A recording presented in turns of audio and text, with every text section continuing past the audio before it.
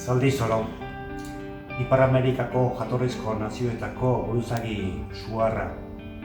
Batek ez du saltzen norbere herria dabilen lurra, izan zuen Zaldi Zoro. Baina idealizazio eta topikoetatik izan neurrira ekartzen ditu historia honek Zaldi Zoro eta bere herria. Zuek gizon zuriok beti diozue, zergatik ez zarete zibilizatzen.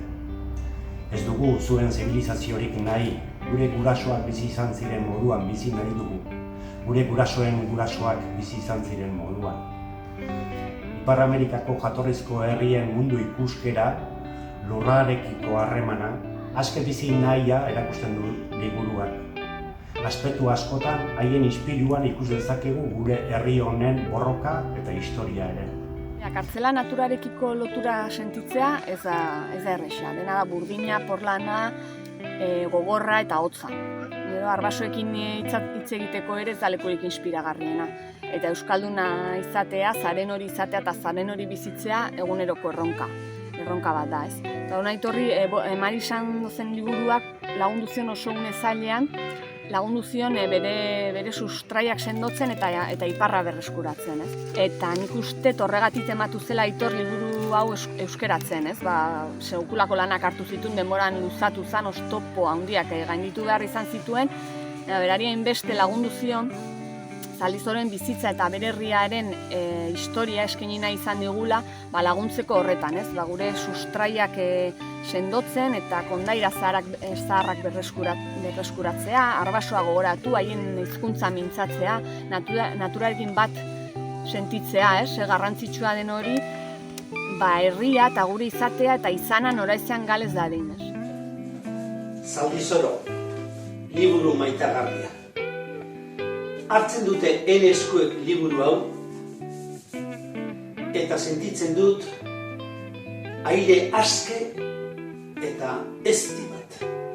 Zergatik ote? Zabaltzen dut liburu hau edozein orrialdetan eta Aitor, zu ikusten zaitut. Zu ikusten zaitut ekin neka ezinean. Maixu. Opari ederra egin diozu Euskal Herriari, munduari, beraz, eskerrik asko, bihotzez. Nire aldetik pizkatxo bat Mari Sandozeri idazleari buruz hitz egingo dizuet. Bera Nebraska jaio zen, Nebraskako emakume bazan, eta txikitatik ziozekin egizuen harreman handia. Bera oso erakarrita sentitzen zen Amerikar indioen inguruan eta oso erakargarria Zaldi Zoro historia entzu zuenean, bere biografia, bere bizitzari buruz idaztea erabaki zuen. Noizti da bertako, Albokazarreko kartzelan Mari Sandozen liburua euskarara ekartze horretan, Batioko joan etorriak hausnartze gunea ere izaten ziren Aitor eta biontzat.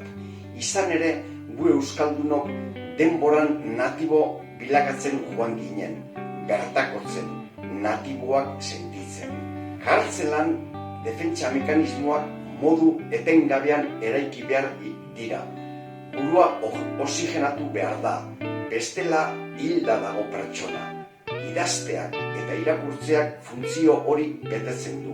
Kaixo, Aitor Fresnedo naiz eta Mari Sandoz idatzitako Crazy Horse liburua euskaratu dut. Zaldi Zoro izena jarrita. Liburu honek antzinako heroien kondairen kutsua du. Alde horretatik, bizitza bera agertzen zaigu laburbildurik. Bizitza eredu bat azaltzen zaigu. Europarron kulturan, Odisea eta Iliada omen dira erreferenteak. Hor dago gure jatorriaren zati handi bat. Eta ziurra dela. Baina mediterranear herrien poema epikoekin baino antzekotasun handiago aurkitu dezakegu agian euskaldunok indiar herri horien ispiluan begiratuta. Benetako gertaerak kontatzen dira Zaldi Zororen liburu honetan.